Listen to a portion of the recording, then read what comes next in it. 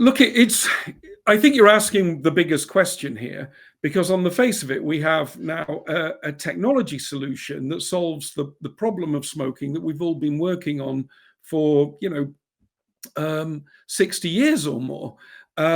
Yet there has been tremendous opposition to it. And I can think of at least two main reasons why.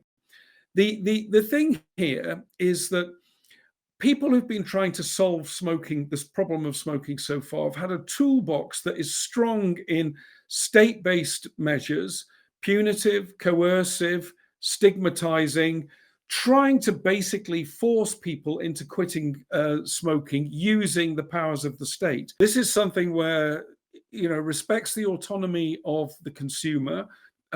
People quit smoking on their own initiative with their own money, and for their own benefit. It's a process that goes on in a marketplace with private sector innovators and empowered consumer choice. Now, that's a completely different playbook to the way that tobacco control in general has worked, over the last sort of 50 years or so, where it's restrictions, punishment, and stigmatization have been the main sort of drivers. So I think it has run up against a sort of cultural barrier.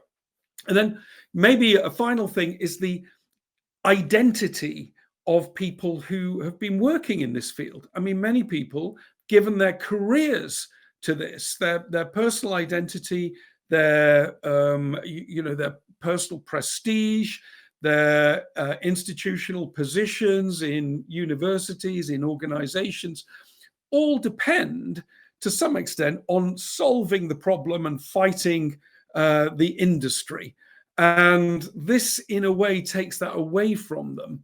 And I think they've responded in many cases, not always, of course, but in many cases, they've responded in quite predictable ways to what is a challenge to something that's quite core to their identity.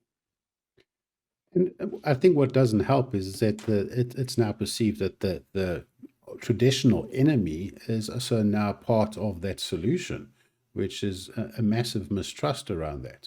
So the involvement of tobacco companies in these spaces has now also created some complexity to these discussions.